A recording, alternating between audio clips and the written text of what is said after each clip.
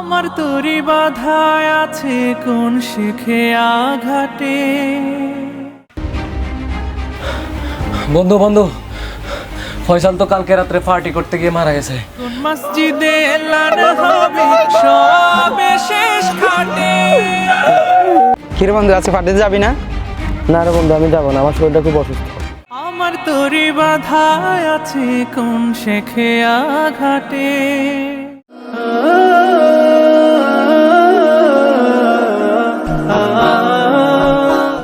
বড় ভাই, কালকে তো 1 জানুয়ারি, নতুন বছর উপলক্ষে একটা পার্টি দেওয়া দরকার। হ্যাঁ ভাই, প্রত্যেক বছর তো আমরা পার্টি দিই, এবার আপনার পক্ষ থেকে একটি বড় করে পার্টি হলে ভালো হতো। দেওয়া তো দরকার, পকেটের অবস্থা তো ভালো না। আচ্ছা, তোরা যেহেতু আবদার করছ তাহলে অবশ্যই দিব। ভাই, আমি তো থাকতে পারবো না। কেন, সমস্যা কি? সন্ধ্যায় আব্বু ঘর থেকে বাইর হইতে দিবে না। আরে একদিন থাকলে কিছু হবে না, তোর আব্বুরে ফাঁকি দিয়ে চলে আসিস। না রে বন্ধু, ফাঁকি দিয়ে আসা সম্ভব না, আমার বাবা অনেক রাগী। আচ্ছা, তোমরা সন্ধ্যায় চলে আসিও, আমি সব কিছু ম্যানেজ করতেছি। তাহলে উঠি।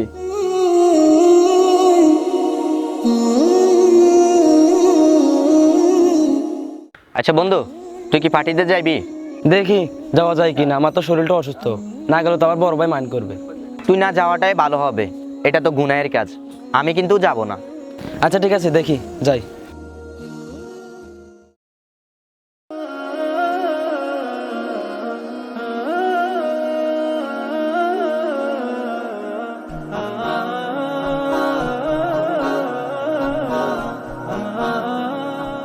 কিরে বন্ধু, আজকে পার্টিতে যাবি না? না রে বন্ধু, আমি যাবো না, আমার শরীরটা খুব অসুস্থ, ওষুধ নিয়ে বাড়িতে যেতেছি। আর একদিন গেলে কোনো সমস্যা হবে না, চল বন্ধু।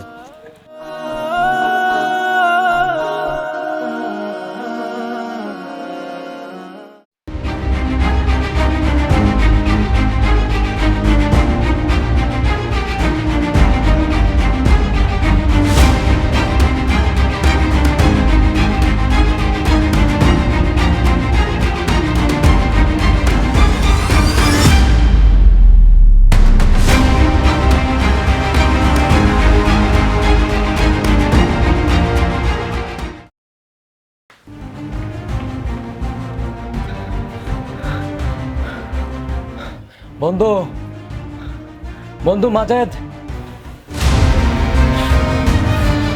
আরে বন্ধু, কি হয়েছে? এমন হাঁপাচ্ছিস কেন? বন্ধু বন্ধু, ফয়সাল তো কালকে রাত্রে পার্টি করতে গিয়ে মারা গেছে। কি বললি? বন্ধু চল চল চল চল চল।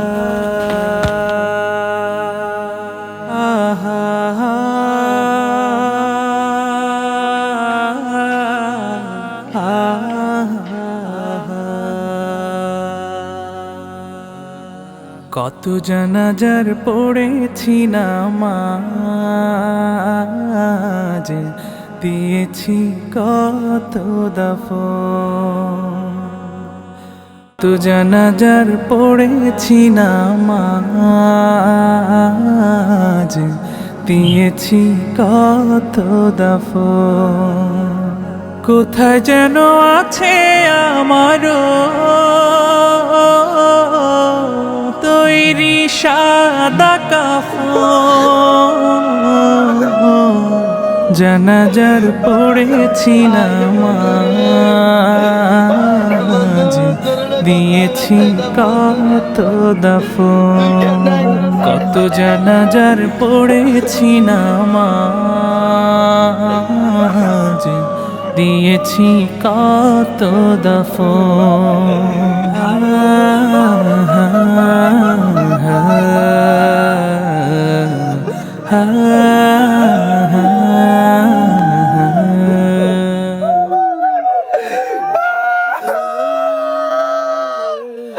আরে বন্ধু, তোর লোক বুঝি আসলতে পারতাম না রে বন্ধু। আমার তরি বাধা আছে কোন শেখে আঘাটে। কোন মসজিদে এলান হবে সবে শেষ ঘাটে। আমার তরি বাধা আছে কোন শেখে আঘাটে। কোন মসজিদে এলান হবে সবে শেষ ঘাটে। কখন কোথায় করবে দাফন আমাকে সাজান, জানাজার পড়েছি নামাজ, দিয়েছি কত দাফন, কত জানাজার পড়েছি নামাজ, দিয়েছি কত দাফন। ও হো হো, ও হো হো।